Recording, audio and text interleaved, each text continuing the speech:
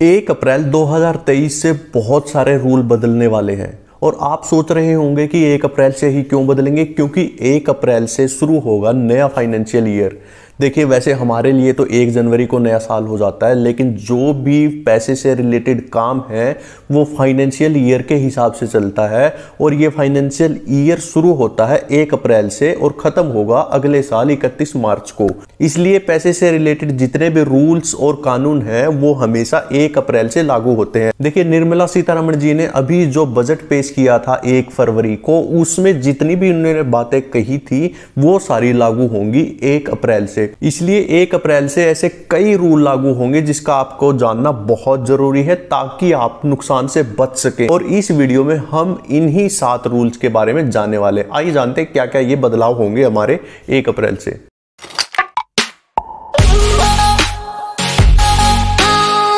सबसे पहले तो है पैन कार्ड और आधार कार्ड का लिंक होना। देखिए, सरकार ने बहुत बार ये समय सीमा बढ़ाई है कि आपको पैन कार्ड और आधार कार्ड लिंक करवाना है। अब ये समय सीमा 31 मार्च तक है, लेकिन अब की बार सरकार बहुत सख्त है। अगर आपने कोई भी पैन कार्ड और आधार कार्ड आपका लिंक नहीं है तो उसके बाद से सरकार ने कहा है कि आपका पैन कार्ड के जितने भी काम है वो रोक दिए जाएंगे, यानी आपका पैन कार्ड काम करना बंद कर देगा। इसका मतलब ये हुआ जहां जहां आपने पैन कार्ड दे रखा है वो सारी सुविधाएं शायद आपको ना मिल पाए। जैसे पैन कार्ड हमारे अकाउंट नंबर से लिंक होता है, हमारे बैंक में, हमारे पोस्ट ऑफिस में, या हमारी कोई भी बीमा की किस्त जाती है, या जहां कहीं भी हमने पैन कार्ड दे रखा है वो सारी सुविधाएं आपकी बाधित हो सकती है, उनमें रुकावट हो सकती है। इसलिए आप इसको 31 तारीख से पहले लिंक करवा लीजिए। अब आप सोच रहे होंगे कि इन दोनों को कैसे लिंक करवाएं, पैन कार्ड और आधार कार्ड को। आपको कुछ नहीं करना, सिर्फ एक मैसेज भेजना है। आपको टाइप करना है UIDPAN, स्पेस देना है, फिर आपका आधार कार्ड नंबर लिखना है, फिर स्पेस देना है, फिर आपका पैन नंबर लिखना है और उसको आपको भेज देना है 56161 पे। और जैसे आप ये भेजेंगे आपका ऑटोमेटिक ये जो आधार कार्ड और पैन कार्ड है वो लिंक हो जाएगा। लेकिन इसके लिए ज़रूरी ये है कि आपके आधार कार्ड और पैन कार्ड में सेम मोबाइल नंबर रजिस्टर होना चाहिए। आइए अब जानते हैं कि दूसरा बदलाव क्या होगा 1 अप्रैल से। सीनियर सिटीजन स्कीम में आप अब 30 लाख रुपए तक इन्वेस्ट कर सकते हैं। पहले सीनियर सिटीजन में आप 15 लाख तक इन्वेस्ट कर सकते थे, लेकिन ये लिमिट बढ़ाकर अब कर दी गई है 1 तारीख से 30 लाख रुपए। और इसके साथ साथ सीनियर सिटीजन के लिए एक और स्कीम्स थी जिसको हम बोलते थे प्रधानमंत्री व्यय वंदना योजना, यानी PMVVY स्कीम। अब वो 1 तारीख से वो स्कीम नहीं रहने वाली, वो खत्म होने वाली है।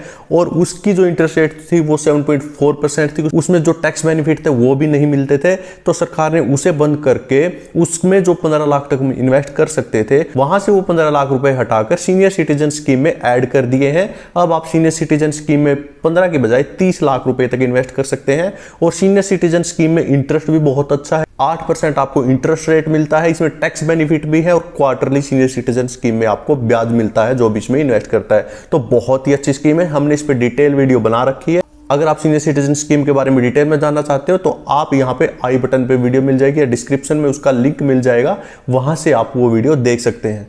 तो आइए जानते हैं तीसरा बदलाव क्या होगा 1 अप्रैल से। तीसरा बदलाव जो होगा वो होगा हमारे टैक्स स्लैब्स में, यानी 2 टाइप की हम टैक्स स्कीम्स हैं, एक नई वाली टैक्स स्कीम, एक पुराने वाली टैक्स स्कीम्स। तो पहले तो क्या होता था, हमने पुराने वाली चूज कर रखी है तो हमारी डिफॉल्ट, तो हमारी वो स्कीम मानी जाती थी, वो डिफॉल्ट, हमें कुछ भी किसी को बोलने की जरूरत नहीं पड़ती थी। हमारा जो टैक्स लगता था वो पुराने के हिसाब से ही लगता था। 1 तारीख से क्या होगा, जो नई टैक्स स्कीम है वो डिफॉल्ट कर दी जाएगी। अगर हमें पुरानी स्कीम चूज करनी है तो हमें बताना होगा कि हम पुरानी टैक्स स्कीम के हिसाब से अपना टैक्स देना चाहते हैं। नई टैक्स स्कीम में क्या बदलाव हुए हैं, अब 3 लाख तक की जो भी इनकम होगी उस पर कोई टैक्स नहीं लगेगा, उससे ऊपर टैक्स लगेगा। लेकिन अगर आप 7 लाख से नीचे आपकी इनकम रह जाती है तो तब भी आपको कोई टैक्स नहीं देना। लेकिन अगर आपकी इनकम 7 लाख 1 रुपए भी हो जाती है तो आपको टैक्स देना पड़ेगा 3 लाख से ऊपर, यानी 4 लाख जो आपकी इनकम बनी है उसके ऊपर आपको टैक्स देना पड़ेगा। आइए जानते हैं अगला रूल क्या है जो बदलने वाला है 1 अप्रैल से। देखिए, पोस्ट ऑफिस की एक स्कीम है मंथली इनकम स्कीम, जिसमें आपको एक बार पैसे जमा करने हैं और उसके बदले आपको हर महीने उसका ब्याज मिलता रहता है। पहले क्या था, उस स्कीम में जॉइंट खाते में सिर्फ हम 9 लाख रुपए तक इन्वेस्ट कर सकते थे। अगर कोई सिंगल वो खाता खुलवाता था, कोई अकेला वो खाता खुलवाता था, उसमें 4.5 लाख तक वो इन्वेस्ट कर सकते थे। लेकिन अब 1 तारीख से इसमें भी बदलाव हो जाएगा।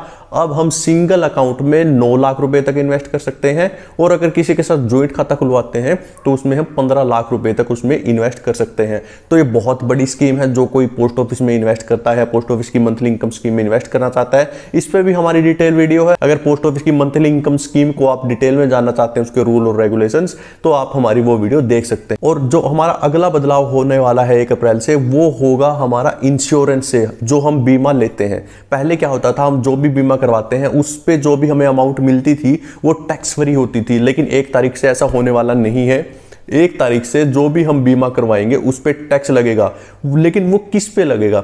वो टैक्स सिर्फ उन बीमा वालों को देना है जिसने बीमा करवा रखा है, जिसका साल का प्रीमियम 5 लाख रुपए है। यानी जो सिर्फ 5 लाख रुपए बीमा की किस्त भरने में 1 साल में देते थे, उन्हें ये टैक्स देना होगा, या 5 लाख से ऊपर वो किस्त भरते थे उनको ये टैक्स देना होगा, उससे नीचे वालों को ये टैक्स नहीं देना। सरकार का भी ये कहना है कि 5 लाख जो बीमा के रूप में पैसे दे रहा है वो बहुत ही कम लोग हैं, यानी वो अमीर लोग हैं। जो मिडिल क्लास और गरीब लोग हैं उसका इस रूल से कोई ज्यादा वास्ता नहीं पड़ेगा, उन पर ज्यादा कोई फर्क नहीं पड़ेगा। हम सब जानते हैं आजकल सोने के जो भाव हैं वो आसमान को छू रहे हैं, और हम सब अपनी जरूरत के हिसाब से कुछ ना कुछ सोना खरीद के रखते हैं। या तो हम ये सोचते हैं हमारे बच्चों की शादी में काम आएगा, या फिर हम ये सोचते हैं कि हम इस सोने को अभी खरीद लेते हैं, जब ये महंगा होगा तो बाद में इसको बेच के हम कुछ लाभ कमा लेंगे। अगर आप भी ऐसा सोचते हैं तो आपके लिए ये रूल अगला 1 अप्रैल से जो लागू होगा वो जानना बहुत जरूरी है, क्योंकि 1 अप्रैल से सरकार ने कर दिया है, आप गोल्ड की कोई भी ज्वेलरी खरीदोगे, किसी भी